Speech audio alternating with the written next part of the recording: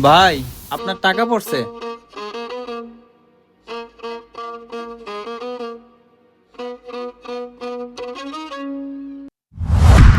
কি আমার টাকা চুরি করে কই যান? ধর মিয়া, আমি আপনার টাকা চুরি করছি মানে আপনি এটা কি কইতেছেন? আপনি কি মনে করছেন আমার ব্যাগের থেকে টাকা চুরি করবেন আর আমি কিছুই কইতে পারবো না? ভালোই ভালোই কইতেছি, আপনি আমার টাকাগুলো দিয়ে দেন। আপনি কি আমার ঠেট করতেছেন? ভাই, আমি তো আপনার উপকারই করলাম। 1,000 টাকার লোভ দেখাইয়া আমার ব্যাগের থেকে 20,000 টাকার ব্যান্ডেল লয়ে গেছেন গা।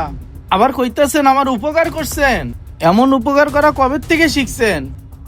ভাই, আপনি এসব কি বলতেছেন? ভাই আপনাকে দুজনের মধ্যে কি হয়েছে? আপনারা এত চিল্লাচিল্লি করতেছেন কেন?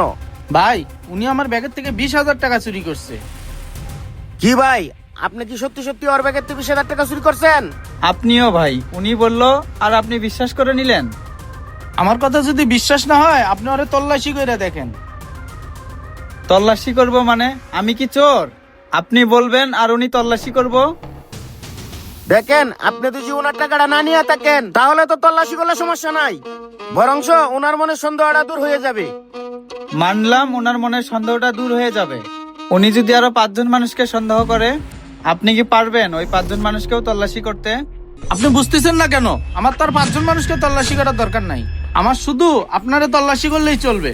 দেখেন, আপনি আর ঝামেলা বাড়ায়েন না তো, আমাকে আপনাকে তল্লাশি করতে দেন। ভাই, এই দেখেন আমার মানিব্যাগ